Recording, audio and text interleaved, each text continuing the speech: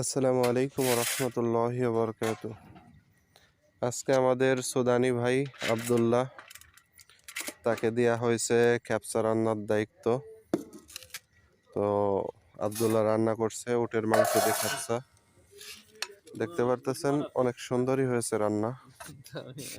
আব্দুল্লাহ অন্যদিন এত সুন্দরভাবে রান্না করতে পারে না, আজকে রান্নাটা অনেক সুন্দর হয়েছে আলহামদুলিল্লাহ।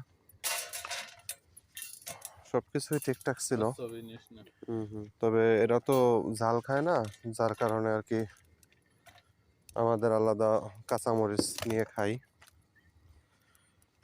আমরা যারা বাঙালি। তো দেখতে পাচ্ছেন অনেক সুন্দরই হয়েছে রান্না। তো আব্দুল্লাহ আজকে রান্না করছে, লবণ একটু কম হয়েছে, সমস্যা নাই। তারপর আলহামদুলিল্লাহ আব্দুল্লাহ এত কষ্ট করে রান্না করছে, যার কারণে আব্দুল্লাহকে গান অনেক আসতেছে, ধন্যবাদ নিজের কবিল জানাইছি। খাওয়াই যায় না, গান আসতেছে। যাই হোক, সবাই আমাদের জন্য দোয়া করবেন। আসসালামু আলাইকুম রহমতুল্লাহি ওয়া বারাকাতুহু।